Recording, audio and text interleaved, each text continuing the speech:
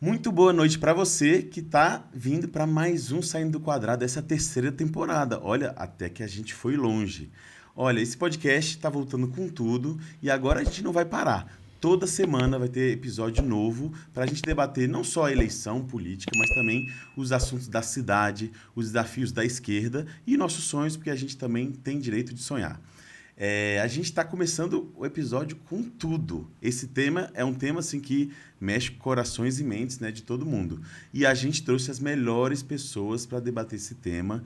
Primeiramente, muito obrigado à nossa convidada, Catarina Santos, super pesquisadora do tema, assim, é super ativa e tal. E já vou adiantando como é que foi a escolha do seu nome, né? O tio falou, vamos debater esse tema, eu conheço uma pessoa muito boa. Aí eu pedi indicação para outras duas pessoas e elas me falaram a mesma pessoa.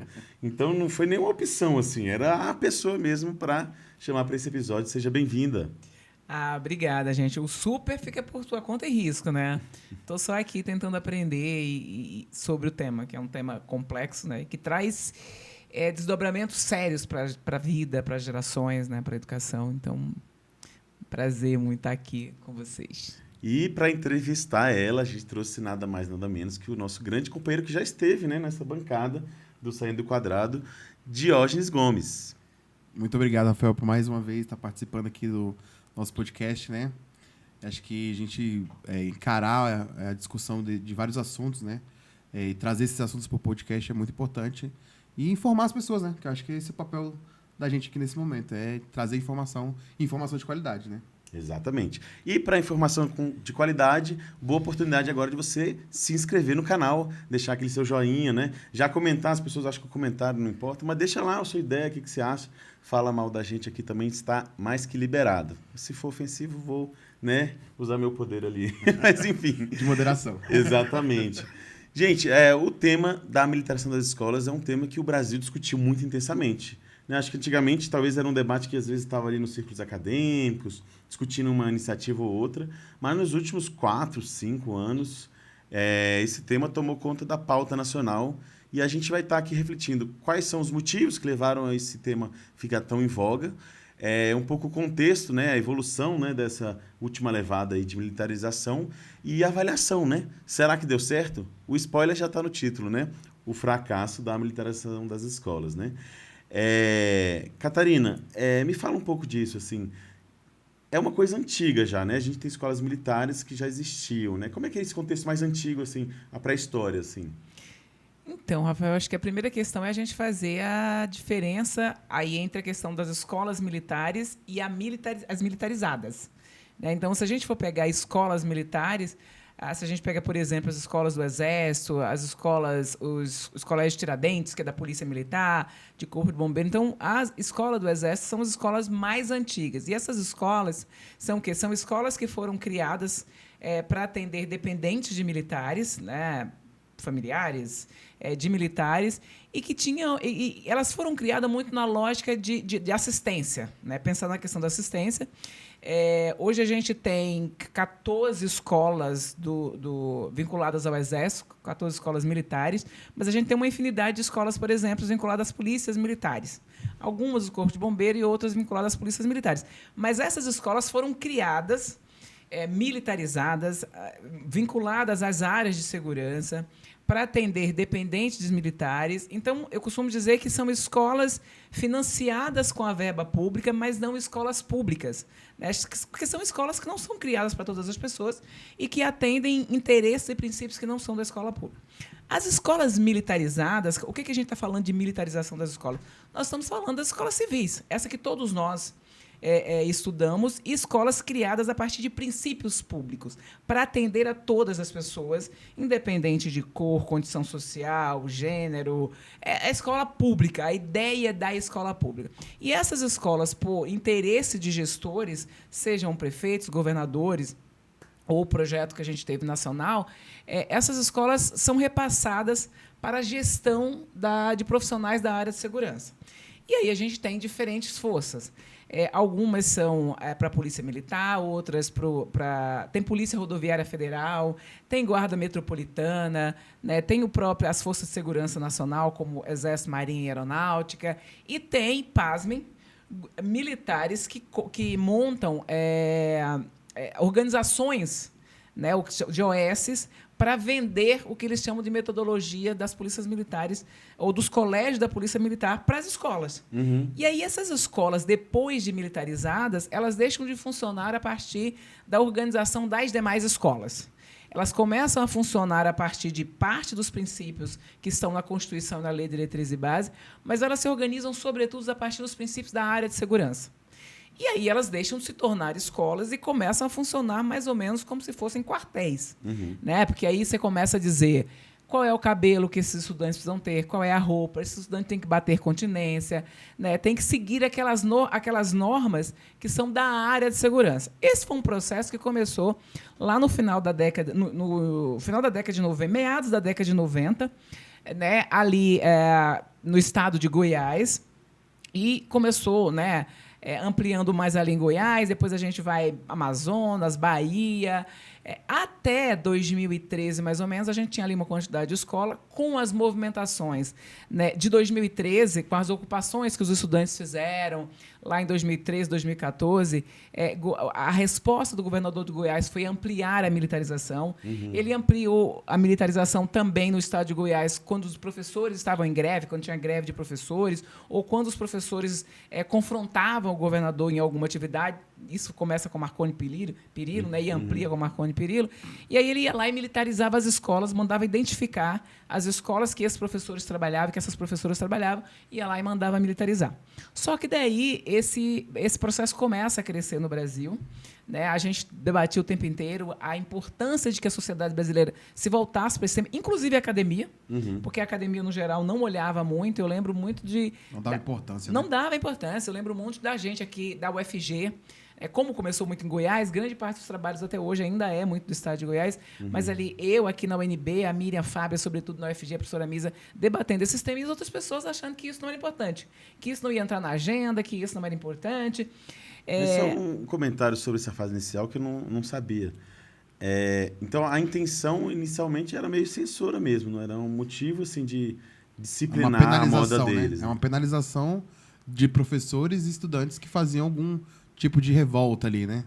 Veja, quando tem uma característica nesse processo, né, que quando começa esse processo no estado de Goiás, diz assim, não, é só essa escola, é só um experimento que a gente vai fazer. Né? E depois, o Marconi Perillo, ele usou muito, isso não sou eu que estou inventando, né? Ele mesmo declarou isso numa atividade que ele foi de empresário em Salvador, porque ele saiu exportando, fazendo propaganda do modelo, e dizendo, olha, a solução para a escola, com o professor revoltado, para a escola isso, vai lá e militariza, manda um projeto de lei para militarizar essas escolas. Então, a lógica do militarismo é uma lógica punitiva, né? É uma lógica de controle. Então, ela começa muito com isso e até hoje ela se amplia. A gente tem vários problemas, né, no ambiente dessas escolas militarizadas. Então, basta pensar assim, o que a área de segurança faz no país? Qual é a atuação delas? O que é que elas costumam fazer? E aí você olha para essas escolas em que o público que a área de segurança costuma atingir, não para proteger, mas ao contrário, é o público que está dentro dessas escolas. E como é que fica? Será que fica? Então, são questões bem complexas que a gente tem.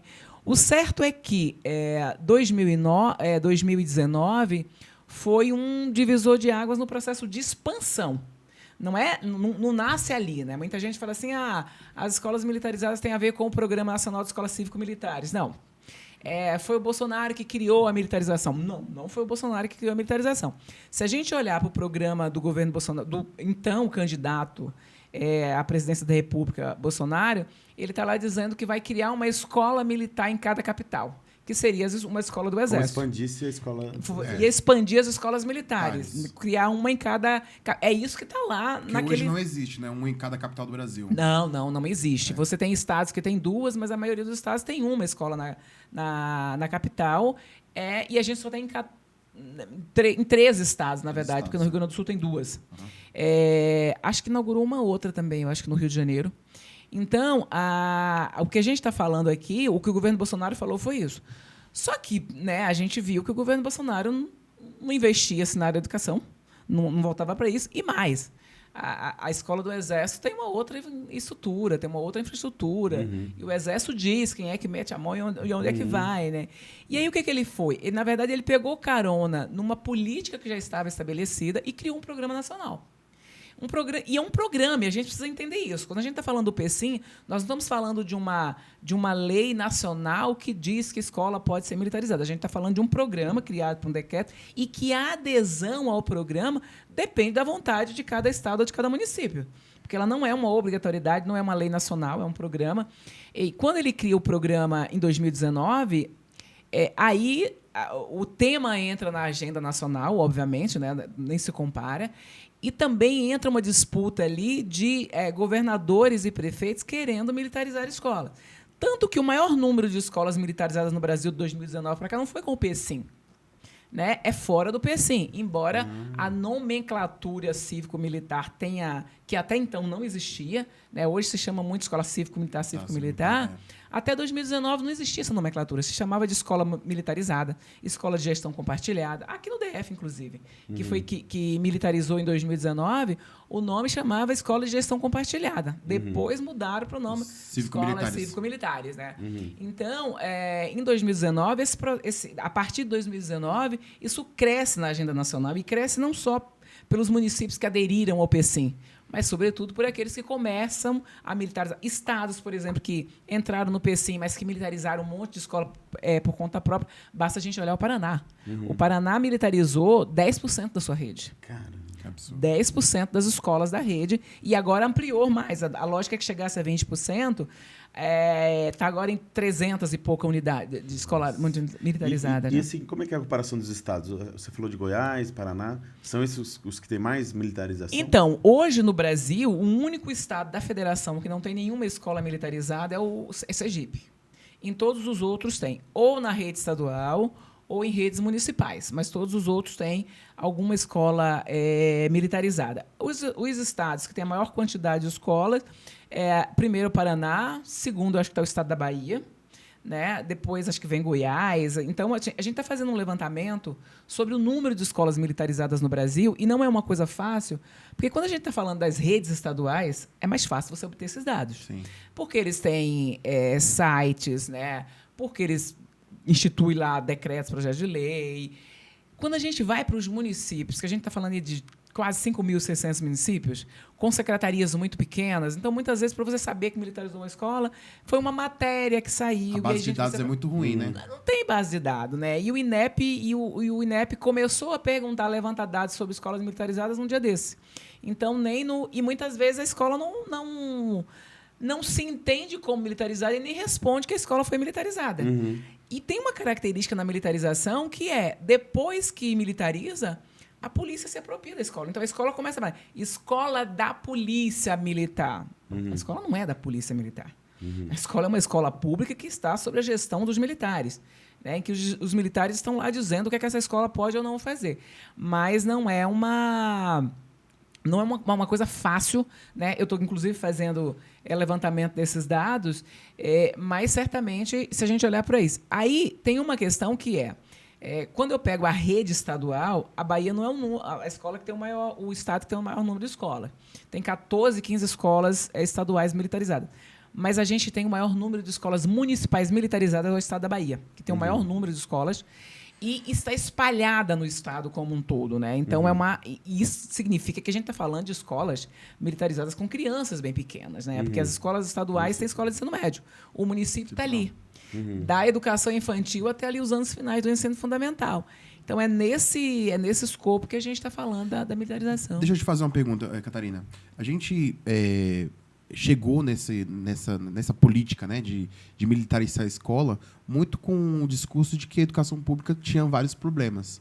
E aí, a escola militar vem com a política de resolver um desses problemas, que é a questão de comportamento, né, desse aluno.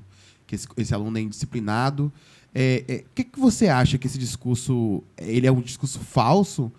Porque, assim, quando a gente analisa uma escola por toda, né, a gente vê que a disciplina ela é só um dos aspectos da educação, né? Então, assim, por que a gente dá esse discurso, né, de melhorar a educação a partir só da disciplina? E você acha que a educação ela é muito mais do que isso, óbvio, né? E por que a gente está simplificando, né, os problemas da educação pública só com a disciplina? Então, a primeira questão, eu acho que, Jorge, a sua pergunta é bem interessante, porque o que acontece? A primeira questão é que a ideia da escola militarizada como escola de qualidade está muito vinculada à ideia de que as escolas militares são escolas que têm mais qualidade medida aí pelos resultados, seja da avaliação ou de passar em exames, seja vestibular, Enem, tipo de coisa. E aí a gente precisa discutir, olha, as escolas militares, elas não têm essa suposta qualidade porque elas são militares. O que acontece com as escolas militares? As escolas militares selecionam o público, né, quem é que vai estudar lá, que já é um público privilegiado. É um público que tem pais e mães com outras condições, né? Ela tem uma infraestrutura diferenciada. Via de regra, ela cobra taxas e mensalidade desses estudantes. Então, assim, ela tem valor aluno ano muito mais alto do que as escolas de educação públicas, de educação básica. Então, eu tenho ali... então, o que faz ela entregar esses resultados não é o fato dela ser militarizada. Porque a gente tem, inclusive, escolas públicas não militarizadas, como as escolas técnicas federais, colégios de aplicação, muitas escolas estaduais, que oferecem, né, que entregam resultados bem melhores do que as escolas militares. E aí traz a ideia de que ela tem qualidade porque ela é disciplinada, e aí a gente precisa discutir o que é disciplina. Né? Quando a gente olha para as escolas militares ou militarizadas, a gente não está falando de disciplina na perspectiva de que a gente discute disciplina na sociedade, na escola. Porque disciplina na sociedade, disciplina tem a ver com a construção de regras e normas de formas coletivas, de respeito e tal. A escola militarizada não é que ela tenha disciplina, você tem ali uma obediência pela imposição, do medo. Né? Então, está ligada a isso. E essa ideia de que disciplina determina a qualidade, tem uma ideia de que qualidade tem a ver com o espaço ordeiro. Só que aí a gente vai para um elemento central, né? Quando a gente está falando de educação, quando a gente está falando de processo educativo, a gente está falando essencialmente de algo que precisa ser horizontal. Né? Porque precisa construir relação de respeito, tem que ter diálogo, tem que ter multiplicidade de pensamento, tem que ter liberdade de ensinar e aprender. Esses são os princípios que são na nossa Constituição, na nossa Lei de Diretriz e Base e nas demais leis infraconstitucionais. Quando a gente está falando de disciplina na lógica da área militar, tem a ver com obediência à hierarquia, né? A obediência às regras impostas. Porque esse é o princípio do militarismo. Né? O princípio do militarismo é a patente que você tem diz quem manda, quem obedece, e a não obediência a essa regra significa punição. Não por um acaso as escolas militares e as militarizadas elas têm um conjunto de normativas, como o Manual do Aluno, o Manual do Fardamento, que vai estabelecer faltas e punições. Então, por exemplo, aquilo que você espera que tenha numa escola, que crianças e adolescentes, jovens, né, manifestem carinho, sentem no chão, corra, isso que se constitui falta na escola militarizada. É proibido, né? É proibido e tem punição. E tem punição. Se você não está com a farda adequada, toda alinhada, né, se você não bate continência, ou seja, em que esses comportamentos favorecem o processo pedagógico e a qualidade da educação. Então, quando a gente está falando dessas escolas militarizadas nessa lógica de que é a obediência, é a disciplina que traz qualidade, a gente está falando num lugar que eu estou formando soldadinhos de chumbo, né, soldadinhos que alguém diz que é assim, que você vai estar ali só para treinar, né, aqueles conteúdos específicos, conteúdos completamente higienizados. Sim. Né? Então, é disso que a gente está falando quando diz que as escolas militarizadas vão garantir qualidade. Mas, mais que isso, as escolas militarizadas elas entram na mesma lógica das escolas militares quando eles começam a selecionar quem fica dentro dessas escolas. Exatamente. Você começa a selecionar quem é que fica dentro da escola. Eu costumo brincar que, tipo assim, olha, se o seu cabelo não cabe na boina, você não cabe na escola. Se o seu corpo não cabe na boina, se a sua identidade... Isso é um grande problema ainda, né? Porque a gente tira individualidade, exatamente isso. A gente tira a individualidade do aluno. E aí, o que eu me preocupa é como é que eu vou formar esse cidadão, porque a gente está na escola para formar um cidadão. E ele ser essa individualidade, ele vai ser um padrão? Não existem padrões, né? Na educação. Cada um tem a sua individualidade. Padrão, né? Cada um tem sua individualidade, tem a sua cultura diferente. E aí, quando a gente faz um uniforme disso tudo, a gente acaba tirando essa diversidade que a escola tem que ter, né? É muito doido se a gente pensar, né? Porque para a gente discutir, inclusive, o quanto a militarização fere os princípios constitucionais. E aí a gente precisa debater uma ideia aqui. Olha, a escola é pública não porque ela é gratuita. Sim. É o processo inverso. Ela é gratuita porque ela precisa ser pública. Não só pública no sentido de que todo mundo tem acesso porque não precisa pagar mensalidade, mas porque ela vai atender aos princípios universais, aos princípios públicos. Ela precisa ser a escola do religioso, do ateu, do gordo, do magro, do negro, do que tem orientação sexual diferente. Ela precisa ser a escola pública, a da res pública, né? E aí, por isso a nossa Constituição diz lá que a educação é direito de todas as pessoas. E é dever do Estado, da família e da sociedade. E ela vai dizer que essa educação... Qual é a primeira finalidade da educação estabelecida no artigo 205 da Constituição? Desenvolvimento pleno da pessoa. Eu estou falando de sujeito. Cada pessoa é uma pessoa. Então, o primeiro princípio da educação é desenvolver plenamente cada pessoa. O segundo é formar para a cidadania. Ou seja, formar para a construção e vivência numa sociedade que caiba todas as pessoas. Diversa. Quando você uniformiza, você nega o sujeito. Você nega o princípio primeiro, a finalidade primeiro da educação. Porque quando você padroniza, quando você diz que todo mundo tem que ter o mesmo comportamento, o mesmo cabelo, a mesma roupa, o mesmo isso, você negou as individualidades, você negou a dimensão da pessoa, a dimensão do sujeito, né? Então, a militarização é a anti-educação, é a anti-escola, é o anti-processo pedagógico. Porque como é que eu digo que a sociedade precisa caber, que eu preciso formar plenamente cada pessoa, e aí eu padronizo? Como é que eu vou dizer... Né? A escola é esse espaço público, comum, onde a diferença se encontra. E a gente se forma pelas diferenças. A gente se educa pelas diferenças. A sociedade é a sociedade das diferenças. Quando você uniformiza, você diz que... Você sai dessa escola dizendo que aquele que não está dentro daquele padrão precisa ser punido. Então, precisa ser eliminado. Ser eliminado, exatamente. Ele ser eliminado. E é o que a gente chama de convidar a se retirar, né? Mas esse é o discurso que está lá. Tipo assim, olha, o que é muito comum na escola? Tipo assim, olha, essa escola está aqui. Quem não se adaptar pode se retirar, pode ir atrás de uma outra escola. E esse é o princípio inverso. A escola precisa se organizar para acolher e desenvolver todos os sujeitos. E não dizer quem não se adapta sai. E é muito doido, porque a polícia, inclusive, chega lá. Quando você pega as escolas militares... a família escolheu, né? A família escolheu aquilo, né? O aluno que vai para lá já sabe. Agora não, eu estou aqui na escola, todo mundo na escola pública, que tem que caber todas as pessoas. A polícia chega e diz: quem não se adequar às normas da polícia, que saia daqui. E isso é um processo que é feito, inclusive, não só com alunos, né? Mas com professores. Funcionários e Professores. com professores, funcionários das escolas Com também. professores. Se você não se adapta ao modelo, você é convidado a se Você retirar. pode sair, você pode sair. Olha que uma é doido, né? Se a gente pega aqui as normativas, lá no manual do aluno aqui, por exemplo, da escola do Distrito Federal, e esses manuais, eles costumam serem reproduzidos nas escolas do país inteiro. Porque o que está lá são as normativas do militarismo. Iguais, né? Porque se você pega os regimentos, por exemplo, das polícias militares, elas são praticamente iguais.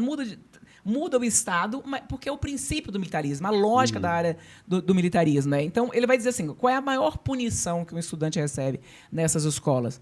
O que eles chamam de transferência educativa, que é o nome bonito para falar de expulsão. Expulsão.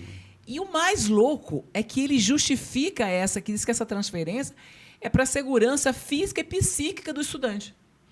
A escola pública tem sido o espaço, por mais problemas que ela tem sido o espaço de identificação das violências, de acolhimento, muitas vezes, dessas violências.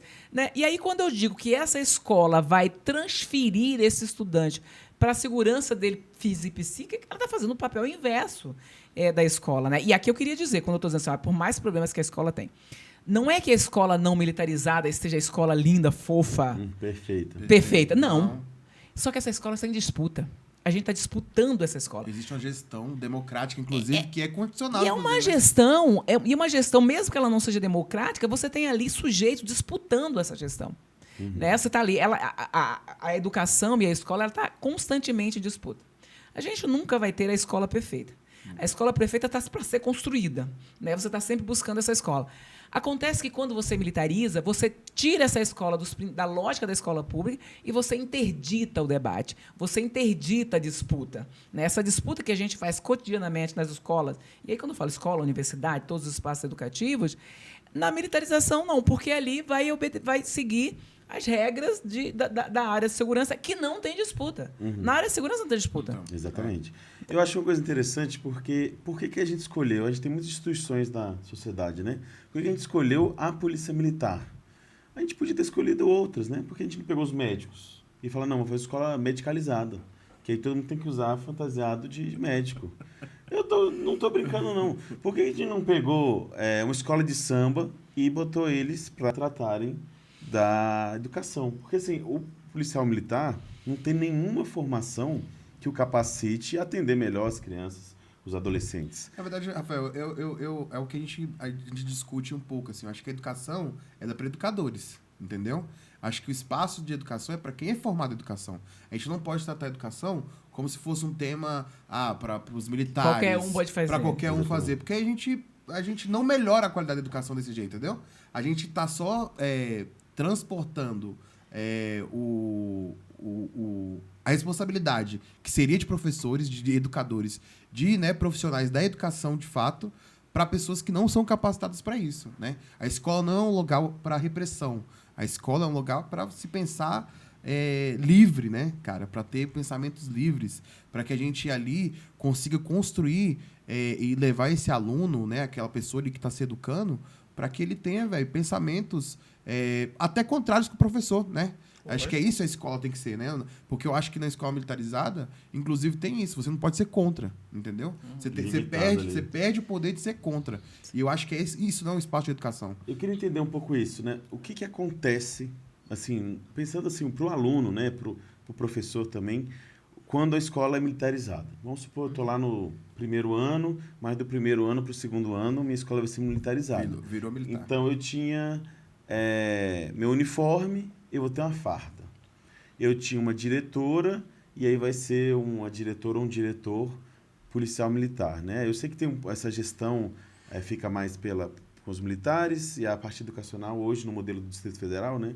Fica com os professores, ou no modelo que está. Como é que muda lá para o aluno? A Catarina vai explicar melhor, mas é mais ou menos, né, que a questão pedagógica fica com os professores. Porque existem umas limitações. Esse é o discurso, também, eu estou reproduzindo. No discurso, lindo, maravilhoso. Inclusive, a gente teve um problema, a gente até pode reportar isso, a gente teve um problema recentemente na escola estrutural, onde teve um embate, inclusive a Catarina deu várias entrevistas sobre isso, a gente teve um embate da direção pedagógica com a direção militar, por entendimentos totalmente diferentes, entendeu? De educação. E a vice-diretora foi exonerada, né?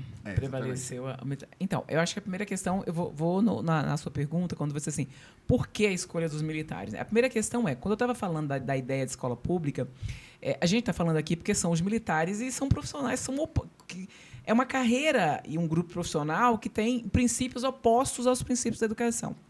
Mas a ideia de escola pública se fosse os médicos, ou até mesmo os professores, não seria uma boa ideia, né? Então, assim, a escola não funciona a partir dos princípios da categoria profissional dos professores. Ao contrário, a categoria profissional dos professores precisa fazer a escola funcionar a partir dos princípios universais, dos princípios da Constituição.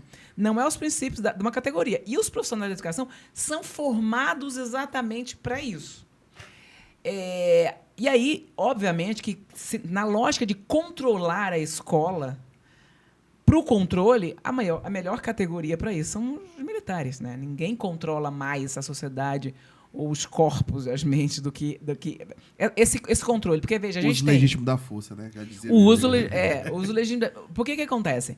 A gente tem alguns processos de conservação da estrutura da sociedade. Né? E aí, quando eu estou falando desses princípios conservadores, a gente teve aí o movimento Escola Sem Partido, a lógica do homeschooling. Todos esses são projetos de conservar a estrutura da sociedade. E aí a gente olha, o Brasil é um país que tem um sistema educativo maior do que a população da maioria dos países do mundo. Sim. Você tem noção de qual é o tamanho do nosso sistema educativo? O Brasil, os últimos dados do censo, que o Brasil tem 203 milhões de habitantes. O nosso sistema educativo, da educação básica superior, ultrapassa 56 milhões de estudantes. Caramba. A educação básica pública brasileira, só a pública, tem em torno de 40 milhões, quase 38, 39 milhões de estudantes. Você não tem nenhuma outra área, nenhum outro equipamento público, nenhum outro direito que você tenha durante, no mínimo, 200 dias o ano, no mínimo 4 horas, né? No mínimo 4 horas por dia, dentro de um sistema educativo. A educação é a única que faz isso. Teve um documento que permaneceu secreto por um tempo, do ex-presidente dos Estados Unidos, Ronald Reagan, que dizia assim, olha, quem controlar... O futuro está sendo construído naqueles que estão sendo educados hoje. Quem controlar a educação vai controlar as mentes e os corações.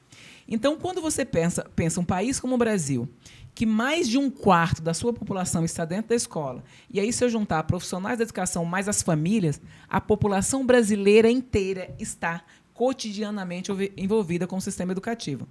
Se essa escola funciona, se essa escola sai da caixinha, essa escola ameaça a estrutura dessa sociedade. Uhum. Não por um acaso se encarcera tanto a escola. E a gente está falando aqui das escolas militarizadas, mas tem um processo de encarceramento das escolas com os processos de vigilância, com os currículos pré-determinados, quando se proíbe de trabalhar os temas que atravessam e que conservam a estrutura da sociedade brasileira na escola. Com os muros. Com os muros. Né? Então, quando você diz assim, não, o que é prioridade trabalhar na escola é aquilo que vai cair nas avaliações de larga escala, que é português e matemática. E esse português e matemática higienizado. Né? Isso significa que a gente não desnaturalizou na escola a estrutura racista, misógina, de desigualdades econômicas, desigualdades sociais. Isso não faz parte do currículo. Uhum. As misoginias, a transfobia, isso não faz parte do currículo. O processo das violências, grande parte, e é cada dia mais crescente porque tem levantamento, mas grande parte dos estupros no país são estupros de vulneráveis. Uhum. São estupros de quem está na escola. E cada vez mais, na grande parte dos meninos, até o ápice, ali, os 4 anos de idade, e das meninas, o ápice até ali os 12, 13, 14 anos. E em horários que eles deveriam estar na escola. Né? Então, você trazer, por exemplo, a questão da educação sexual na escola é discutir a lógica machista que se pode se apropriar de corpos de crianças, inclusive. É a melhor ferramenta. É a melhor ferramenta. E é o lugar que você pode trabalhar em maior quantidade de tempo e de pessoas, de forma sistematizada, da forma mais adequada. E aí é exatamente isso que esse controle da escola impede que seja trabalhado, que essa militarização impede. Então, você perguntou, o que acontece nas escolas quando elas são militarizadas? Elas deixam de funcionar a partir da lógica da escola e começam a funcionar a partir da lógica do quartel. Aí você fala assim, não, os militares, e isso muda de estado para estado, de município para município, os militares vão cuidar, como aqui no Distrito Federal, vão cuidar só da parte disciplinar. E os professores cuidam da parte administrativa e pedagógica. De onde é que você tirou que disciplinar e pedagógico se separam? Não existe essa separação. E mais, se o pedagógico diz que a criança tem que correr, o disciplinar diz que ela não pode correr. Se o pedagógico diz que a criança tem que fazer tal atividade, o disciplinar diz que ela tem que ficar 1 hora batendo continência, fazendo formação na sala. Então, não existe isso de que o disciplinar não interfere no pedagógico, primeiro, porque não separa, e segundo, onde tem militar e civil, a ordem do militar é que prevalece em relação aos civis. Uhum. Tanto que a gente vai ter, o Jorge citou a questão da estrutural, o que aconteceu na estrutural? Na estrutural, quer dizer, o que aconteceu na estrutural, isso que foi para a mídia, né? Sim. Porque os problemas cotidianos são grandes. Em 2021, em novembro, né, que tem o Novembro Negro, aí tem Semana da Consciência Negra e tal, os professores desenvolveram atividades e os estudantes, a partir de uns chargistas, inclusive, eles desenvolveram um trabalho dizendo que a polícia era violenta, racista, e colocou uma suástica no lugar do emblema lá, onde tem aquele... Como é que é o nome daquele que fica o distintivo que fica aqui na rua. Eles colocaram uma suástica. E aí os militares subiram nas tamancas, né? Dizendo que os militares não eram violentos, que não era tal. E aí, o que você faz com uma escola da estrutural em que os estudantes que são o público-alvo daquela escola sofre violência policial todos os dias. Eles vão dizer o quê? Que a polícia é linda, cheia de... Não é, porque na vida cotidiana eles levam baculejo da polícia o tempo inteiro, veem os seus amigos. Violentado. E os Os colegas, eles próprios. Então vai dizer o quê, né? Então, a partir daquele processo, eles construíram. E aí começou a disputa, né? Entre a vice-diretora quem estava lá à época, e aí ela entrou na discussão de que, olha, está lá na normativa, isso é pedagógico, e a polícia não pode interferir no pedagógico. E aí entrou numa queda de braço lá em relação a isso. E, a partir disso, inclusive, começou-se a mostrar a quantidade de violência que esses estudantes sofriam todos os dias. Teve um post trocaram, né? Foi um comando lá para a escola, e aí teve um comandante que ele fez um post no Facebook, que deve estar lá ainda até hoje, que ele estava mostrando a efetividade do trabalho que ele estava desenvolvendo na escola. E aí ele dizia que, em 50 dias, eles tinham emitido 2.400 FOs. FOs, na linguagem nossa de coisa, significa advertências. 2.400 advertências em 15 dias. Tinha mandado 100 alunos para o SOI, mandado não sei quantos para a delegacia da criança, chamado não sei quantos pais. E aquilo mostrava o quão bom estava sendo o trabalho dele. O indicativo de eficiência. De eficiência. E aí, nada mais que a higienização da escola, né? E algumas pessoas dizem assim, mas é isso que é sintoma de bom trabalho? Na lógica da polícia o que o quartel faz? E aí você vai dizer assim, não, então esses estudantes da estrutural, para receber tanta advertência, que a rede inteira não deveria ter emitido essa quantidade de advertência, nesse período inteiro, acho que nem no ano inteiro. Não. Porque a política de escola hoje não é política de advertência, é outra política. E aí você deve dizer assim, não, esses meninos eram virados no modo coentro, né? Porque como é que é assim? Não, o que acontece? Só para você ter uma ideia do que é isso. Um dos dias em que teve debate na escola, por conta dessa confusão toda, que a gente foi jornalista, que os parlamentares foram para lá, nós fomos para lá, eu cheguei mais cedo e fiquei observando a escola. Fiquei lá andando na escola. E aí passa uma menina com cabelo gigante, né, com esse cabelo grande, e ela passou correndo e tinha uma policial que falou assim, cabelo bonito, né, fulana? Ela fez isso aqui, pegou o cabelo e prendeu num coque, imediatamente. O que diz que essas advertências têm a ver com... Eles não estavam com a tal da conga que tinha que usar, não estava com a tonalidade do jeans correto, não estava com a camisa branca, não estava com o cabelo preso. Era isso que era fruto de advertência.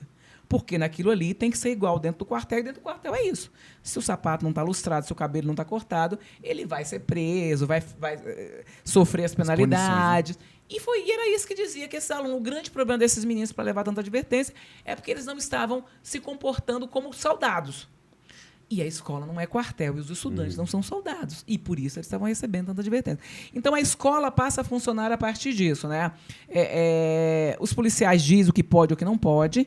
Em alguns estados, o policial ele não é só o gestor da disciplina, ele é o gestor de tudo. Ele é o diretor da escola e acabou. Né? Em outros lugares tem esse trabalho conjunto. Mas, no geral, em todas as escolas, prevalece a lógica dos militares, né? E aí, quem está fora do padrão, quem não responde aos resultados, quem não se adequa ao projeto, precisa sair da escola.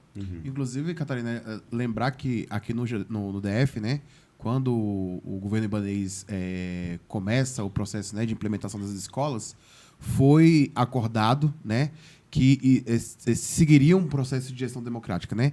A comunidade iria votar aceitando essa escola ou não como uma gestão compartilhada. Só que o próprio ibanês não respeitou, né? Algumas escolas que a comunidade votou contrária, o ibanês, né, de forma monocrática, sem respeitar a opinião daquela comunidade, foi lá e implementou o projeto, mesmo não respeitando a opinião daquela comunidade. Então, o autoritarismo vem até no começo do projeto. É um absurdo, né? Você faz uma consulta e ignora a consulta. Ignora a consulta. Olha, então, não era consulta, né? Essa é uma questão seríssima, sabe? Esse é um problema que eu vivo debatendo com as pessoas quando está discutindo a militarização. A comunidade escolar, o ibanês disse que ele não precisava obedecer porque a comunidade era só consultiva, né? Ela não deliberava, então a deliberação dependia dele. Então, a gente teve, por exemplo, o colégio ali da W3, o Gisno. O Gisno. ele não aceitou e peitou e a militarização não foi para lá. Mas a gente teve outra escola que eu acho que foi de Samambaia, não foi? Samambaia teve outra Ou foi também, acho Samambaia? que do Gama também. Lá várias escolas que a gente teve vários problemas. Mas a questão é o seguinte, olha, a comunidade escolar, ela pode definir, ela pode tomar decisão sobre aquilo que a lei prevê. Não existe no país lei que diga que pode militarizar a escola. Né? A militarização seria uma modalidade educativa. Modalidade educativa, de acordo com a nossa Constituição, é uma prerrogativa exclusiva da União, porque precisa ser uma lei nacional. Então, a gente não tem, na Lei Diretriz e Base, nenhuma outra lei, a gente tem permissão para militarizar a escola. Se não existe uma lei que permite militarizar a escola, a comunidade educacional ela não é legislativa. Então, ela não pode escolher, eu não posso colocar sob escolha da comunidade militarizar ou não uma escola, privatizar ou não uma escola. Se não tem previsão legal, eu não posso fazer isso. Então, mesmo a lógica da escolha da comunidade pela militarização, ela já é ilegal. Esses gestores estão induzindo a comunidade ao erro. Né, ao saber que ela pode escolher. E mesmo quando escolhe assim, olha, isso tem acontecido no Brasil. Você não dá ampla divulgação da questão. Muitas vezes estão lá votando, levantando a mão, com a polícia rondando por perto. Quem vai lá para a escola, muitas vezes, é aquele grupo que quer que militarize. Porque essa é uma questão que a gente tem problemática no Brasil, com essa lógica da representatividade ou da democracia representativa, que as pessoas acham que não precisa participar do processo. Então, se você não quer aquilo... Não participo. Não participo. E a gente viu, nas eleições, inclusive, aqueles que foram votar nesse ou naquele candidato e o tantos que se abstiveram. Exatamente. Que colabora para os projetos mais bizarros para isso, porque na hora que você não vai lá votar, você está tomando um lado, você está tomando um partido, né? Então, isso tem. Sem falar que a gente já não tem uma cultura de muita participação da comunidade escolar, dessa questão como toda. Então, a gente tem que começar a pensar nisso, porque se a comunidade escolar puder decidir a revelia da lei, daqui a pouco cada escola vai estar decidindo sobre as coisas mais absurdas. Fazendo de qualquer forma a educação sem seguir as leis, né? De fato. Aprovando, quer dizer, você não tem um sistema educativo mais, você não tem mais um país, tem cada um fazendo isso, e aprovando o inimaginável, né? E eu sempre digo, o papel da escola é educar a comunidade para não defender o indefensável. Exatamente. Não está lá para dizer assim, a comunidade decidiu. Não, se a comunidade está querendo o indefensável, é papel da escola debater e ir no sentido contrário, porque senão... Tem uma reflexão também sobre a eficiência do gasto, né? Você fazer a militarização, você tem gasto a mais, porque o PM ganha muito mais do que o Cara, professor. tem números que vocês... E aí eu queria entender Catarina um pouco isso. Como é que funciona isso, né? Isso como uma política pública, é uma política pública eficiente? Eu faço um por alto, assim, não sabendo muito, mas a gratificação para cada PM que vai atuar em escola, ela gira em torno de R$700, R$800 por cada PM. Até um pouquinho mais, né, Catarina? Só? Não, acho que assim, é mais ou menos de R$700, R$800 por PM. Você tá Chega até DF. Mais, aqui no DF. Aí o comandante ganha muito mais, tá? E tudo. Vamos aí. São cerca de 15 a 20 PMs em cada escola, né? Isso por mês, vamos lá. Bota R$800 vezes 20. Vamos botar 20. Dá R$160 mil por mês de custo aí. Só com gratificação de PM. Eu queria saber qual escola no DF que recebe esse valor mensal para investimento, de fato, ali naquela escola. Não existe, entendeu? Então, é um gasto alto do Estado para uma eficiência muito baixa, entendeu? A gente existe modelos, inclusive, né, a gente viu o Lula agora inaugurando a pedra fundamental da escola lá do Instituto Federal do Sol Nascente, que são projetos muito mais eficientes. E aí, projetos que levam o aluno a participar de uma iniciação científica. O aluno vai ter contato com um laboratório de informática realmente com computadores funcionando, né? Porque a realidade da educação pública é que é precário essa questão de informática. Um laboratório de química. Então, assim, com projetos, né, para esse aluno, transformar esse aluno, de fato, na educação integral dele, né? Transformar esse aluno, que ele saia daquele ambiente preparado, né? Preparado, inclusive, com curso técnico, né? Que vai dar uma oportunidade, não só a universidade, né? Mas vai dar outras oportunidades para ele. Então, existem outros projetos, existem outros... Muito mais eficientes. Existem outros pensamentos de escola, né? muito mais eficientes do que a militarização. Só que a gente, né, ficou empacado, isso muito, né, por conta desse discurso moralista dos últimos anos, num modelo que já é caro e ineficiente. Vamos lá. Eu acho que a primeira questão que a gente precisa entender é: educação não é gasto. Educação é investimento. E é investimento em todos os sentidos. É investimento que dá retorno imediato e é investimento no desenvolvimento do processo civilizatório, no desenvolvimento econômico, em todos os sentidos. Então, quando a gente está investindo em educação, você vai ter retornos em todos os sentidos. Segundo, a eficiência do investimento da educação depende da qualidade de que nós vamos oferecer para nessa educação, que vai se traduzir na melhor formação que os nossos estudantes, nossas estudantes tenham. E aí, quando a gente está falando das escolas militarizadas, você vai estar falando de uma escola aqui. Via de regra, a escola militarizada é aquela que tem a melhor infraestrutura, porque os militares não vão escolher a escola que está aos pedaços. Então, é a escola que tem a melhor infraestrutura. Ou, às vezes, até é escolhido para ser lá, mas vem uma estrutura toda por trás, né? Então, geralmente você pega a escola... Se eu pegar todas as escolas militarizadas aqui no Distrito Federal, eram escolas que tinham uma boa infraestrutura. Ou que elas acabaram de ser reformadas. Se eu pego a escola do estrutural, é uma escola linda, uma escola que tem jardim de inverno, uma escola que tem um padrão arquitetônico diferenciado. Então, geralmente, as escolas militarizadas olham para isso. E aí, quando a gente vai medir resultado... Então, é uma escola que tem uma boa infraestrutura, é uma escola que não pode faltar professor. Em vários termos assinados, inclusive, não pode faltar professor.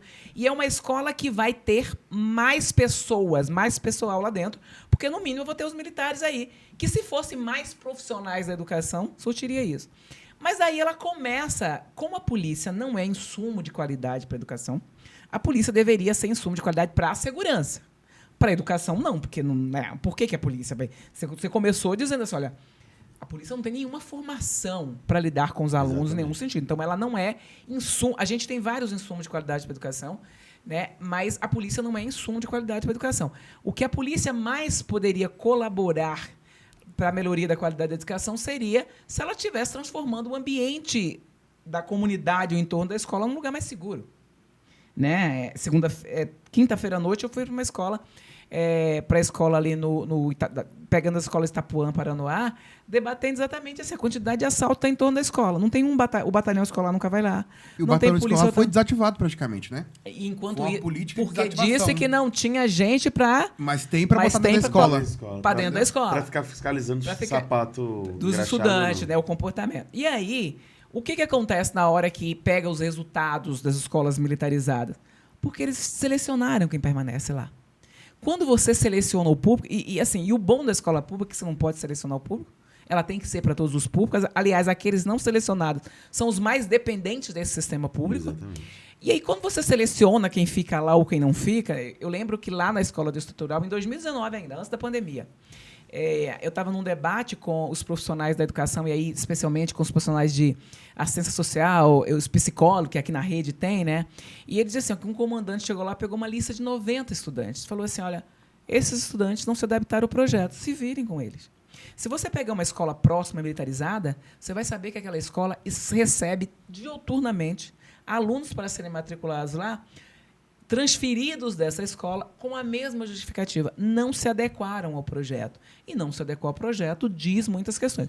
Então, se a gente pega o Estado de Goiás, o Estado de Goiás é o estado mais antigo no processo da militarização.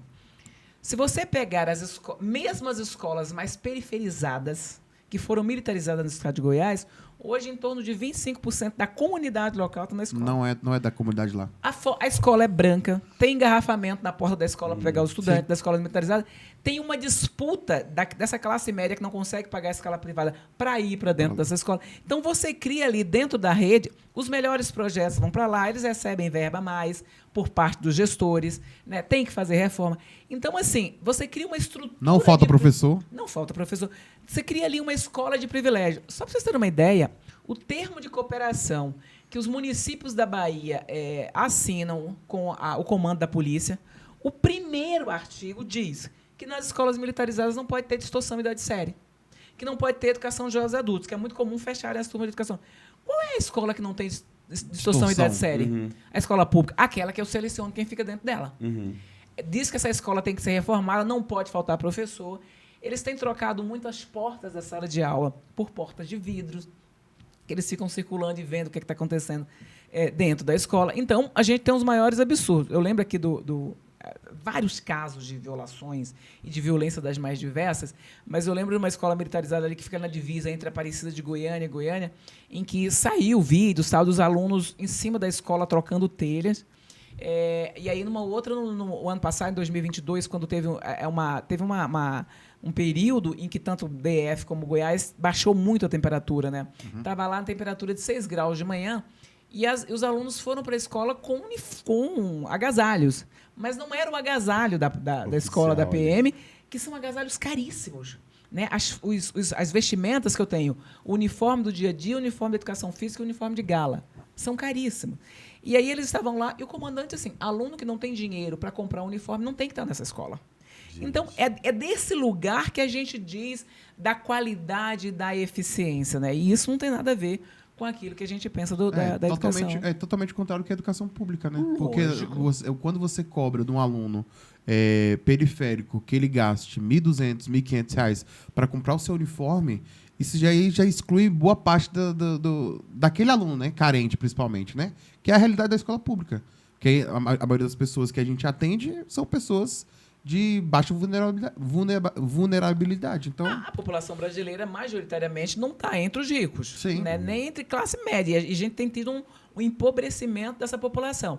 Essa população está nas áreas mais periferizadas, né? Não está nos grandes centros, nos grandes bairros, e são o público da escola pública. Não é para toa que você olha para Águas Claras e não tem nenhuma escola pública lá. Sim, exatamente. Exato. Entendeu? Você começa aqui no Parkway também acho que não tem, né? Não, sei. Tem na Vargem. Tem na Vargem. Tá na Vargem, então. Bonita. Então, você fica olhando assim, olha, quem é o público da escola pública e quem é o público da escola militarizada, que deixa de ser pública. E o que eu mais fico do dado que você me apresentou, e eu já sabia esse dado, é de como essa escola não vira mais uma escola daquela comunidade. Claro que não. Que eu acho que isso é o mais triste, assim. Primeiro, Que eu acho ela é a que escola da polícia. ela primeiro que já a primeira coisa, muda o nome. O Tira o público da nome. comunidade não é o público que a polícia protege, é o público que a polícia mata. Exatamente. Os vulneráveis a polícia mata, violenta, ela não exatamente. cuida. Ela não, então, se ela está naquela comunidade, ela não é o público que vai para lá, não é o público que a polícia quer lá dentro. Exatamente. E aí você tem um problema sério. Quando essa polícia vai lá para dentro, ela tem acesso aos dados desses jovens, desses adolescentes, das famílias. Isso é um negócio seríssimo. Isso é um negócio seríssimo.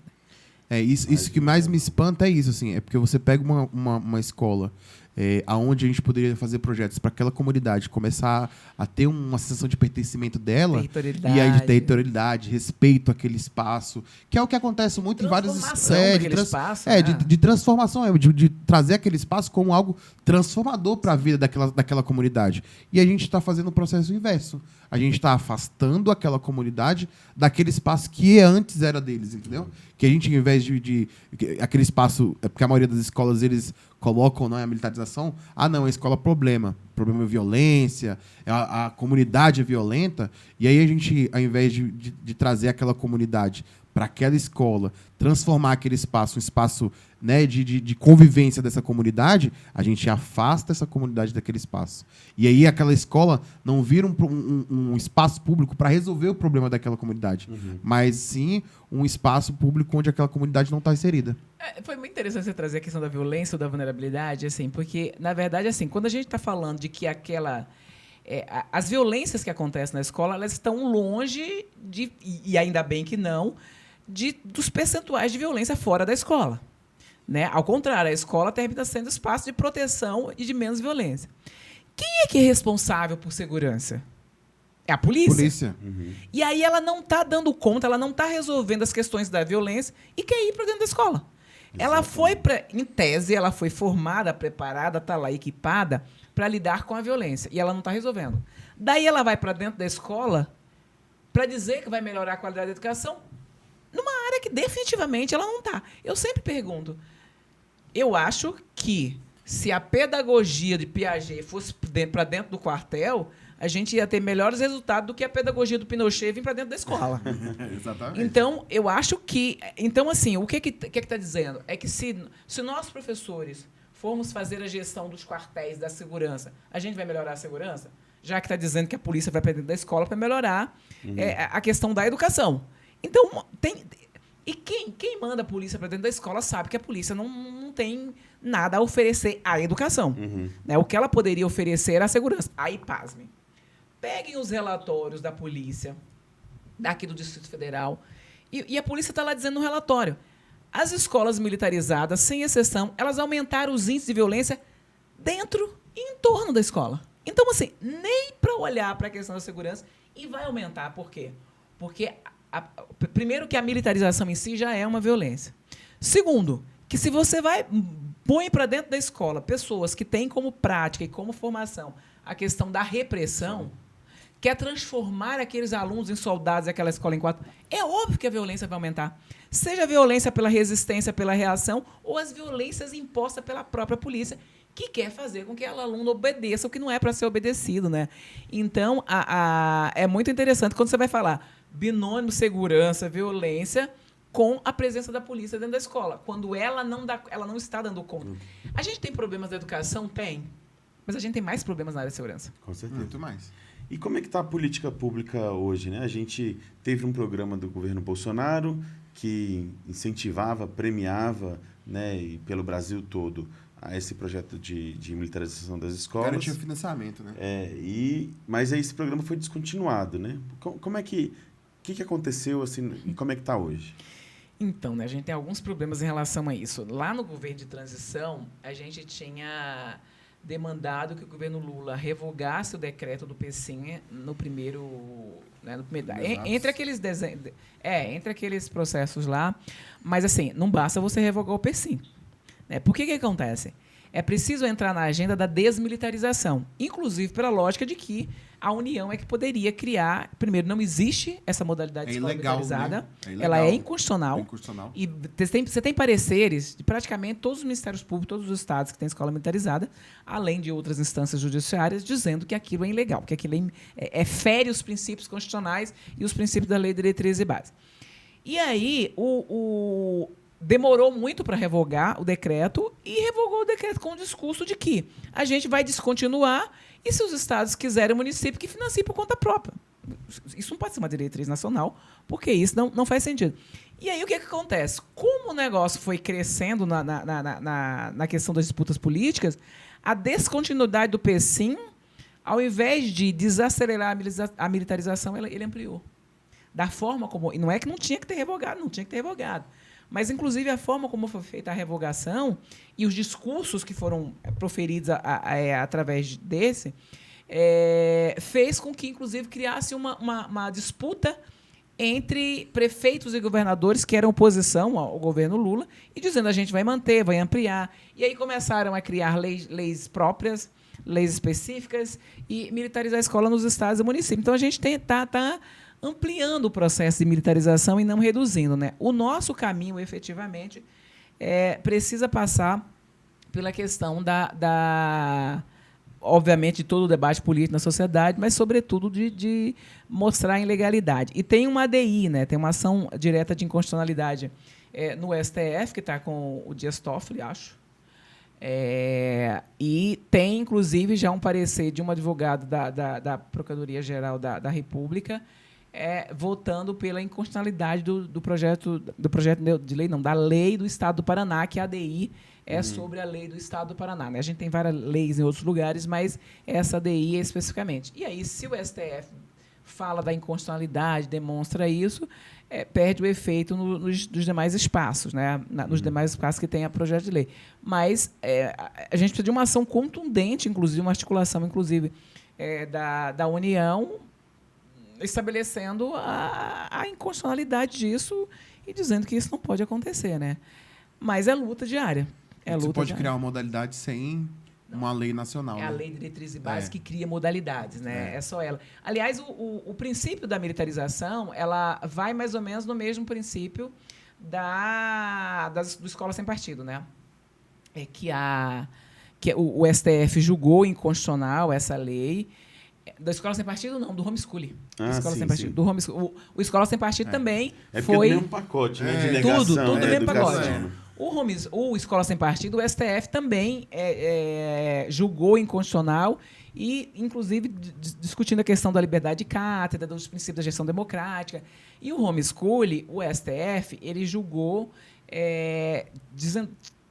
trazendo vários argumentos, inclusive, da importância da escola, tal, mas dizendo que a gente não tem lei nacional.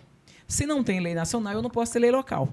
Então, isso segue mais ou menos na mesma estrutura, embora quero eu achar que, no caso da militarização, não é só não ter lei nacional. Você não tem lei nacional, então os estados não podem criar lei, isso ok, mas militarizar a escola em si já é um problema muito maior do que a questão do homeschooling, porque você tem a função da polícia, que não é essa, os princípios da área de segurança que são incompatíveis com a lei, a destituição da escola pública do seu caráter de instituição pública, né, porque começa a seguir princípios que não são da educação. Então, eu acho que tem vários elementos aí que passam por isso, mas o processo está em franca expansão. O Rio Grande do Sul, inclusive, acabou de aprovar uma lei. Quinta-feira aprovou uma lei e o governador ainda não sancionou. Não sabe se ele vai sancionar ou não, mas está lá, tem 69 escolas militarizadas no Rio Grande do Sul, quase todas municipais. Grande parte delas municipais. Um dado, aí não sei se exatamente se tem uma pesquisa sobre isso também, que eu comecei a ver escolas particulares militarizadas ou com... Né? Ideias, né? Com toda aquela liturgia lá, todo aquele teatro lá, as fantasias nas escolas, né? Como é que está isso? A primeira discussão começou a se falar de um grupo de escolas que tem em São Paulo, que são escolas privadas. Que, na verdade, não era escola, era uma escola que chamava Escola da Polícia Militar, mas que não era da Polícia Militar, era uma escola privada, que tinha muito essa lógica. As escolas privadas algumas escolas privadas entraram na lógica das cívico-militares, muito na lógica do marketing, né? E dizendo que as escolas vão seguir padrões rígidos de hierarquia, disciplina, não sei o quê. E eu não sei até que ponto isso vai se consolidar ou se você vai ter uma corrida de um grupo específico para aquela escola. Porque as escolas privadas elas dependem, inclusive, da comunidade, quem paga a mensalidade, essa coisa toda, né? Então, quais grupos mais conservadores vão para essas escolas ou quais não vão? Mas, de via de regras, não constitui a grande parte das escolas. E não são as grandes escolas. Aqui no DF já, inclusive, faliu. Aqui começou essa moda, já faliram. Não vai, porque a escola depende desse público que vai pagar a escola, mas não é que esse público diverso. E a escola de rico, gente, é a escola mais aberta, imagina. Exatamente. Eles não querem isso. Escola rico quer Montessori, quer uma escola de outras perspectivas. Escola bilíngue, é muita pauta deles, lógico. E é muito uma escola humanizada, entendeu?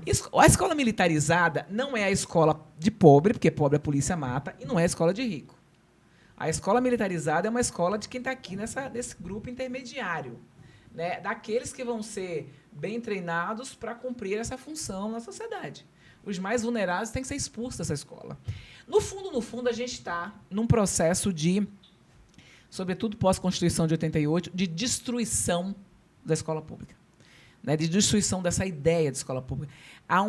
Eu acho que há uma mentalidade escravocrata e elitista na sociedade brasileira que não suporta a ideia de que a sua sociedade como um todo seja uma sociedade justa. E aí você precisa controlar a escola, né? Imagina o ódio dessa gente a ver pessoas periféricas e pretas na escola aprendendo nas universidades. E aí, quando você entra nas universidades, você vai estar nos hospitais, você vai estar no espaço judiciário. Isso é insuportável para a mentalidade da nossa sociedade. Tanto da elite como dessa classe média que não é rico, mas também não quer chegar perto dos mais pobres. A lógica da distinção. Você precisa ter aqui alguma distinção. Então, tem que ter um camarote VIP, né? Lógico. Um VIP que não é VIP, mas tem que estar ali, tem um diferencial. Então, há uma mentalidade, há uma lógica na nossa sociedade que difere de outras, né, de outras nações, de outros países, que é uma coisa raivosa, né? E aquela lógica escravocrata mesmo. Onde é que pobre tem que servir? E aí tem a lógica, né? Já que eu tenho uma Constituição que diz que a educação é direito de todo mundo, a gente vai dizer quem é que pode ter direito aqui. E aí a gente tem as fundações empresariais aí desenhando o que pode ser estudado em cada escola, o que pobre tem que ter acesso. No novo ensino médio, a gente está conseguindo revogar, mas essa é a lógica total. Tradução disso, né? O novo ensino médio é a tradução disso. O novo ensino médio é abortar qualquer política de ações afirmativas nas universidades. Sim. Você aborta a possibilidade de lei de cotas sociais, raciais. E aí foi uma forma que eles tiveram para atingir isso, né? Porque a gente conseguiu as cotas para as universidades federais, já conseguindo transformar a cara dessa universidade, e eles sabiam que ficariam feio, né? Eles atacarem essa política já. Então fizeram o quê? Fizeram um desmonte do ensino médio, que é o novo ensino médio. Sabe a lógica da subcidadania? Que na verdade é a lógica da Casa Grande Senzala. Então a gente tem na sociedade brasileira essa lógica de... E isso está... lembrando bem o velho e bom Daci, né? É projeto. Não é crise, é projeto. Então, o que acontece? A gente tem aqui nesse grupo da sociedade brasileira uma ideia de que eu tenho cidadãos, aqueles que serão servidos, e eu tenho subcidadãos, aquele que tem que ter acesso a uma educação que traga as ferramentas para servi-los. Então, você tem uma lógica aí de separar quem é que é Casa Grande, quem é senzala, quem é cidadão, quem é subcidadão, que é isso que constitui. Então, é um negócio difícil de lidar. Você tem muitos braços conjuntos nesse processo, e aí eu acho que vai depender da nossa luta constante, né? Mas não é para desanimar, eu não estou dizendo isso para desanimar, não. Inclusive é isso, a gente está encaminhando para o final, eu quero falar de esperança, né? Porque... E eu acho que, assim, hoje as escolas militarizadas estão muito mais...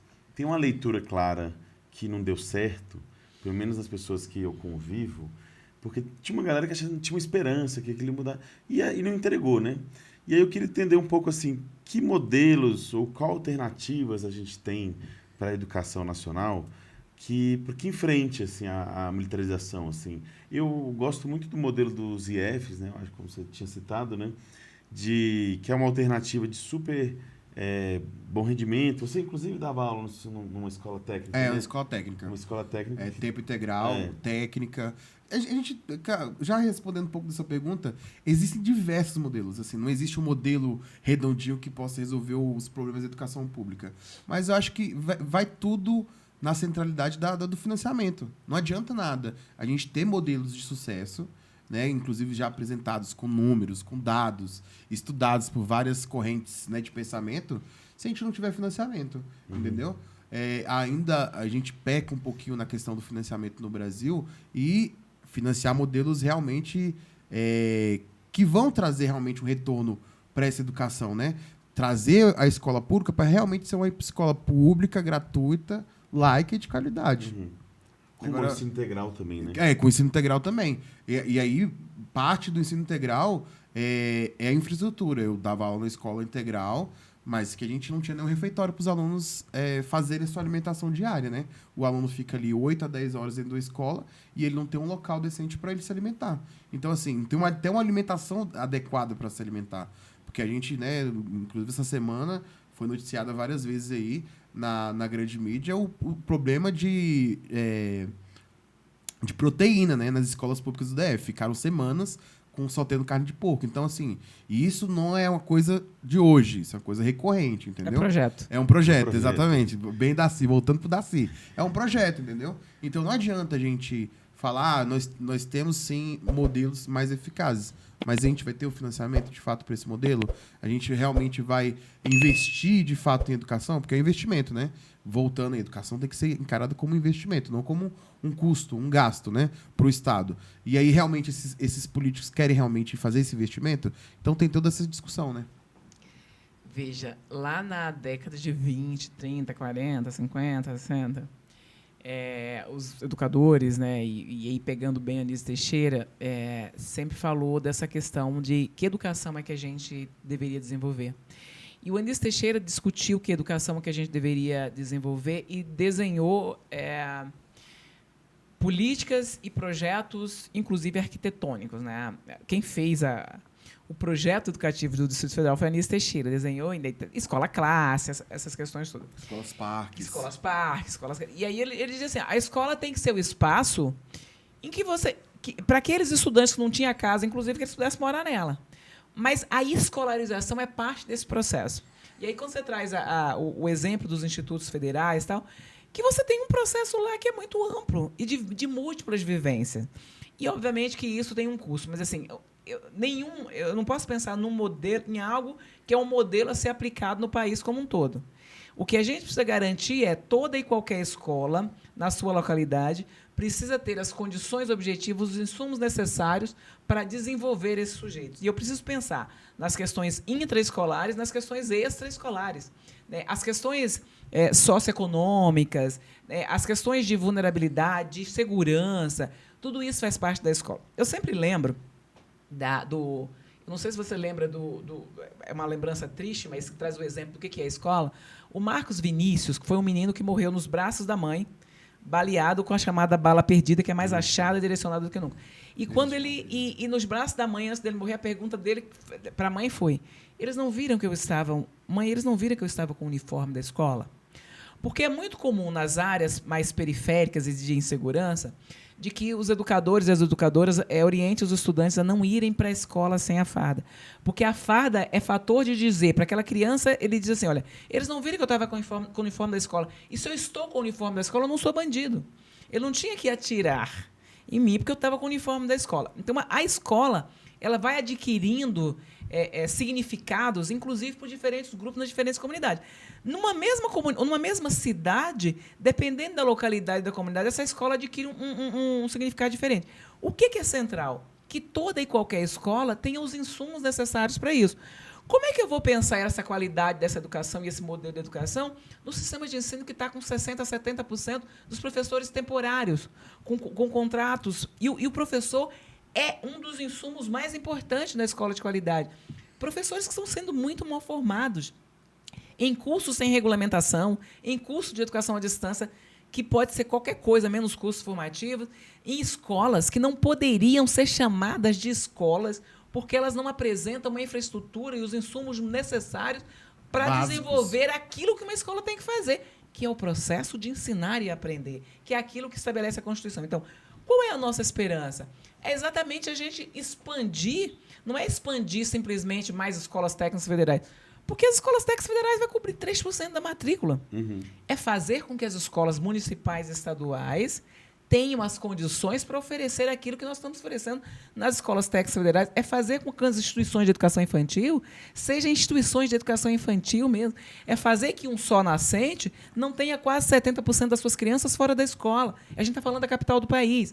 Então, o modelo, né, que a gente vai desenvolver para reverter essa situação é quando o Brasil fazer aquilo que ele não fez até hoje. A gente garantiu na legislação a educação como direito, mas no dia a dia, a gente não está fazendo isso. A gente está falando do Distrito Federal. Eu passei ali, sabe o Itapuã Parque? Sim, Paranoá, sim. Paranoá Parque, que construiu aquele monte de edifícios lá, e que o Ibanez deu terreno para quem construiu, e a contrapartida era construir equipamentos públicos, e só entregou até agora uma escola classe. Uma escola parque, uma escola classe. A escola classe. O prédio é lindíssimo, gigante, maravilhoso, né? Um prédio lindo. E aí, o que a gente vai fazer? A gente não deveria ter esses prédios em todos os lugares? Por que e aí, em compensação, você tem bem ali no Paranoá uma escola num prédio alugado que é um curral, que é uma coisa horrorosa. Como é que você tem criança dentro daquele ali? Uhum. Tem uma outra escola lá, inaugurada lá, que é um prédio lindo e que tem lá um monte de criança. Mas não é um CEPI, não é um prédio adequado. É um prédio bonito para ser um SED, por exemplo. Para ser anos finais do ensino fundamental. Não adequado para aquela... Mas não é para a educação infantil, não é. Então, quando é que a gente vai... O Anísio Teixeira desenhou o padrão arquitetônico porque ele entendia que a arquitetura é parte fundamental do processo de educação. Então, a gente precisa olhar para isso. Ele desenhou a escola lá no bairro da Liberdade, lá em Salvador, que é uma escola que os alunos desenvolvem arte, tem múltiplas... Isso é a escola que forma. e não escola que formata, e não escola que conforma, sabe? Então, essa escola que é a escola transformadora, que é uma escola com militares, não é a escola quartelizada. Ao contrário, a gente precisa de outras escolas. E a educação educação integral não significa educação de tempo integral. Exatamente. Não adianta eu ter uma escola com mais tempo na escola, se essa escola vai fazer mais do mesmo, se ela não tem a infraestrutura que permita com que esse aluno goste dessa escola. Né? Então, uma educação integral mais ampla, eu posso, inclusive, desenvolver numa escola de 5 horas diária. Sim. Nem toda... diante da realidade que nós temos no Brasil, ou a gente resolve a questão de distribuição de renda, ou a gente vai ter uma quantidade de alunos aprendizes. Né? E como é que a gente regulamenta, inclusive, a vida desses alunos aprendizes? Né? Então, eu vou ter muitos estudantes que, infelizmente, jovens, que vão precisar trabalhar. Num país em que a distorção idade séria é enorme, que a negação do direito à educação nessa idade, inclusive, que não precisa trabalhar, é enorme. Num país que tem 70 milhões de pessoas com 24 anos ou mais que não concluem educação básica, que tem 9 milhões de jovens em 15 e 24 anos fora da escola. Né? É muita gente, sabe? É muita negação de direito à educação. Então, o nosso compromisso, a escola que a gente vai fazer, é a escola que a gente fez em alguns lugares, mas não faz para a maioria. Né? E é possível? É completamente E respeitar a diversidade, né? Porque cada comunidade tem os seus anseios a ser respeitados, né? É por isso que eu falei pra você, não existe um modelo pronto. Esse modelo aqui a gente vai replicar ele. Porque senão a gente vai cair no mesmo conto. O modelo é aquele que garanta toda a infraestrutura necessária. Exatamente. Porque a gente vai cair, inclusive, no mesmo conto da militarização. A gente vai uniformizar a educação e esse é a solução. Não. A militarização e a próxima dos currículos formatados. Enlatados, né? Então, a educação... ela não tem um modelo. Pensa campo-cidade. Pensa norte e sul desse país. Pensa Ceilândia e Asa Norte. Na mesma cidade existem diferenças. Aquela comunidade ali, ela é diversa. Pensa Ceilândia, sua nascente, que está ao lado. A gente tem que pensar na educação que ela seja libertadora de fato, entendeu? E garantidora do desenvolvimento pleno desse sujeito em todas as suas dimensões. E não existe um projeto, existem vários projetos. Agora a gente tem que dar condições para esses projetos saiam do papel, né? Sabe, e de fato sejam... Está sendo debatida, por exemplo, aqui a questão do conforto térmico. A gente está vivenciando aumentos absurdos de temperatura. Sim. Né? Com essas escolas enlatadas, sem ventilação, né? Sem refrigeração. Como é que você garante? Deixa eu te falar de um dado, olha. Tinha uma questão que a gente tinha muito nas escolas, era muito mais evidente nas comunidades do Rio. Né? A gente tem ali na comunidade da Maré, coberta com placas, escola não atire. Esse não é um recado para o tráfico, esse é um recado para o Estado. Porque quem é que sobrevoa de helicóptero? Só quem sobrevoa lá é a polícia, é o Estado que está lá. Quem é que pode atirar de cima? É o Estado. Então, eu estou dizendo assim, escola não atire, tem na frente, tem em cima, tem no telhado. E era muito comum os alunos ficarem muitos dias sem aula por conta de confronto. Só que hoje não é mais no Rio de Janeiro. É no Brasil inteiro. Isso é no país inteiro. Vários dias por ano fora da escola. Como é que você imagina que uma crianças muito pequenas e adolescentes, que já está treinada para o barulho que eu ouvi se jogar embaixo da mesa. E já tem um protocolo, Isso não é um ambiente propício para você aprender. Ambientes com desconforto térmico, ambientes de violência, ambientes de insegurança. A gente viu que PROCON foi aí os ataques às escolas. Então, esse ambiente racista, misógino, não são ambientes adequados para o processo de ensino-aprender. Então, se eu fizer uma boa infraestrutura com currículo enlatado, serve? Não. Se eu fizer uma boa infraestrutura com currículo que não respeita a diversidade, não é só que não respeite, que não traga a diversidade para o debate, que não pegue uma escola que ensina que o mundo civilizado é o continente europeu, um continente que escraviza pessoas, que transforma e vende, é o continente civilizado, que diz que o berço da ciência é a Europa, que nega a história da ciência. Então, essa escola não é uma escola que está formando, que está garantindo essa formação. Então, veja que o modelo escolar que a gente precisa é aquele que cubra tudo isso, que garanta esse conjunto de condições. Né? E eu acho que é essa a nossa luta eterna. Porque, no fundo, se a gente só está aqui discutindo essa escola pública hoje, porque um dia desse, e não muito tempo, a gente estava discutindo a possibilidade de ter escola. É a Constituição de 88. que diz que a educação é direito de todas as pessoas. E ela está fazendo... tornou um direito mesmo para ser garantido. E ela está falando 36 anos. 36 ela faz anos. agora em outubro 36 anos. 36 anos. Grande parte dos 24 anos ou mais que está fora da escola são filhos da Constituição. Né? Então, a Constituição é muito recente no país. A gente tinha proibição de mulheres, pessoas negras, pessoas escravizadas ir para a escola nesse país. Então, um dia desse, a gente estava lutando para que o direito à educação estivesse na lei. Hoje a gente está lidando com uma onda conservadora de controle da escola porque a gente avançou. Porque antes, você não precisa nem discutir isso. Não tinha nem acesso, Você né? não Não tinha tinha acesso escola. garantido. Você não Então, tinha, para que você vai ter... não iam para a escola. Para que você vai ter um embate Então, ali se as pessoas não estavam nem tendo acesso a isso? O controle da escola é uma reação ultraconservadora à existência dela. Então, quando eu digo assim, olha, a gente está discutindo a realidade para que a gente tenha ciência dessa realidade e possa transformar.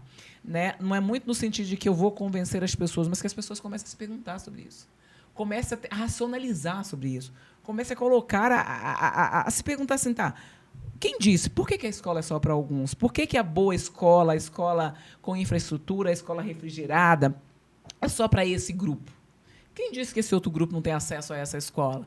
Então, as pessoas precisam começar a se perguntar por isso. Por que é normal os alunos do Galois fazer o que fez xingando os meninos? Como é que é isso? O que essa escola, o que o Galois está fazendo para que esse estudante não faça isso? Qual é a formação que está tendo lá, né? E como vai reagir também a um caso desse? Quem está lá dentro? Quem está lá, Quem é o corpo discente? Quem é o corpo docente? Possivelmente, se tem pessoas pretas lá, estão limpando a escola. Por que ele diz? É o filho da empregada, é macaco, é o filho da empregada. Porque é a realidade que ele vê. Não é só a realidade que ele vê, é a mentalidade escravocrata que diz que a mãe preta é a mãe serviçal. É a mãe escrava. Então, ele é o filho da empregada. Ele não quer nem saber, ele não perguntou qual é a renda daquele menino. Ele não perguntou isso. A cor define o que ele é. Então, que escola é essa que a gente está construindo? E se não for na escola, onde é que a gente vai fazer isso? Não vai ser na igreja. Embora a igreja também tenha que ser espaço disso. Mas o lugar em que as pessoas, que as gerações atuais e futuras estão, no mínimo 4 horas por dia, 200 dias por ano, é a escola. E se não for lá, onde é que a gente vai? Aí eu estou fazendo o contrário. Estou criando uma escola militarizada que ela é racista por natureza. Porque ela diz qual é o cabelo que pode estar lá. Porque ela diz qual é o corpo. Porque ela diz o que pode ser trabalhado dentro dessa escola. Então, assim, ela, na sua gênese, no seu lugar que não cabe todos os corpos, todas as cores, todas as crenças lá dentro dessa escola, ela já é uma escola discriminadora por natureza, sabe? Então, alguém perguntou, expulsa o aluno do Galois? Não vai adiantar expulsar? Primeiro que o problema não é só daquele adolescente, ele é resultado de tudo isso. Segundo que ele vai para outra escola e tem que ir. Sim. Porque o direito à educação é um direito. Segundo, porque eu não posso tirar o aluno da escola, não resolve o problema. Eu preciso encarar esse problema. E encarar esse problema é reverter essa mentalidade que esse adolescente tem. E a escola tem que fazer isso. E é o papel da escola, né? Porque a gente é papel de mediador, né? O papel da escola é pedagógico. Pedagógico, de sabe? mediar, de transformar o pensamento dessa... Não é da punição. As punições a própria lei prevê. A escola precisa pegar isso para reverter isso. E não para cima. Você é expulsa, mesmo que ele não fosse para nenhuma escola, resolve muito problema. Não. Primeiro porque não é dele, não é só dele, é também dele. Ele é resultado daquilo. Duvido que essa escola tenha feito qualquer coisa. Quem é a literatura que está lá? Quem são os autores que são trabalhados? Quem é o corpo docente? Quem é tudo? Estamos fazendo projetos. Não são projetos. Quais símbolos tem nessa escola? Que arquitetura tem nessa escola? O que é que se ensina dentro da escola? É aqui que a gente combate o racismo, sabe? É no dia a dia, na prática cotidiana. É aqui que a gente combate a misoginia. É aqui, é no currículo, nas ações, nas simbologias. Porque se eu construir essa mentalidade, eu construí a partir desses símbolos. De quem são os autores, de qual é a cultura, de qual é isso. Você tem capoeira no currículo da escola, nas práticas de educação física? Não. Você não tem. Sabe o que você está jogando lá? E aí os meninos... Quando eu olho para essa questão, xingar alguém que está no futsal, e que não é qualquer alguém, né? É alguém que joga bem, é alguém que ameaça, é inclusive forma de você enfraquecer o adversário, minar as condições psíquicas, físicas de existência desse adversário. É disso que a gente está falando. Então, quando a gente está dizendo assim, a escola precisa ser esse lugar livre, que está sempre sendo disputada, é para construir a escola a partir desse lugar, e não desse lugar do silenciamento da diversidade, e sim de exaltação da diversidade. Porque a diversidade está dada.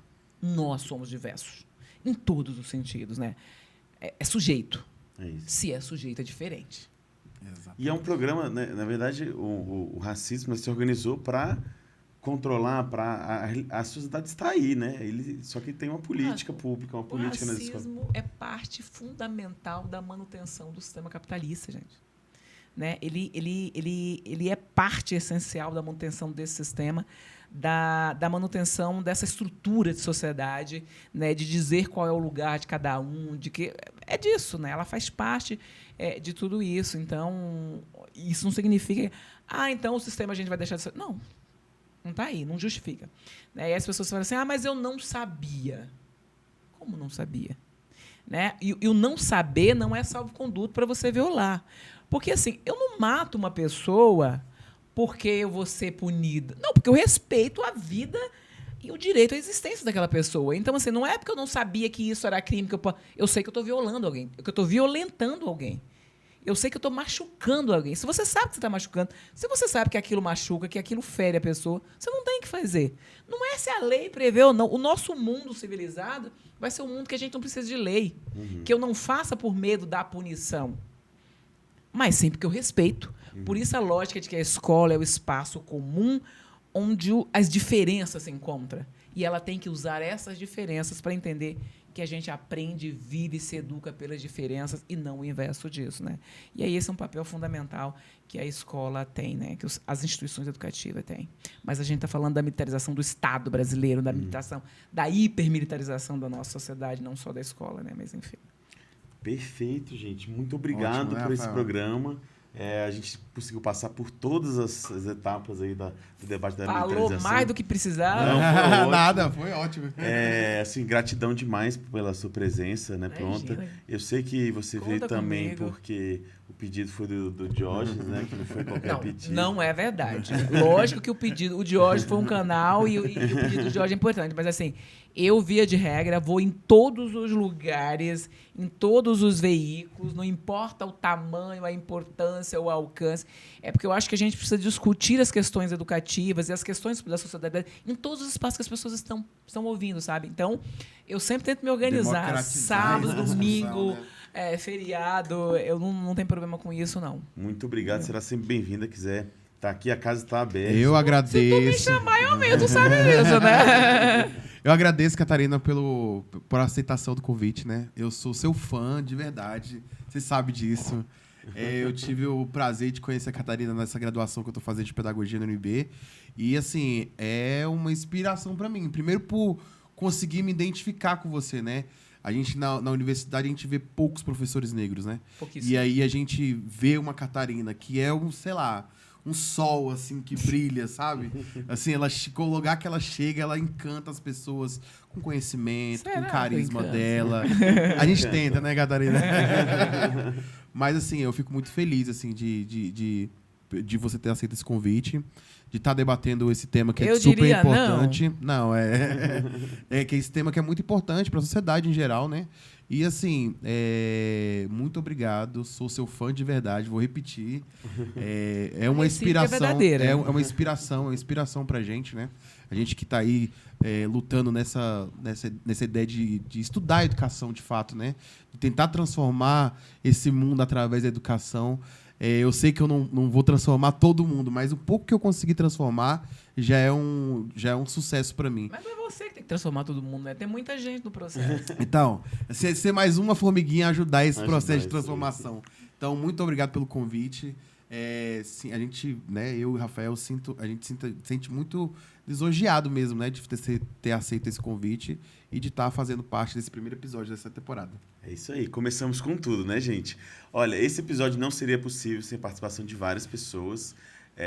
O Jonathan, um Nenzinho, que sempre ajudou no podcast dele, me ajudou a montar, não pôde estar aqui hoje. Especialmente o André Duarte, que está aqui nos trabalhos técnicos, que não foram poucos. E muito obrigado a todos que participam e também a Natália, que, claro, sempre ajudou aqui, Natália Botelho, minha companheira, nessas produções. Então é isso, muito obrigado. Eu sei que você já se inscreveu, mas aí você pode mandar para mais uma pessoa se inscrever. E compartilhar sempre é muito importante. Obrigado e até a próxima.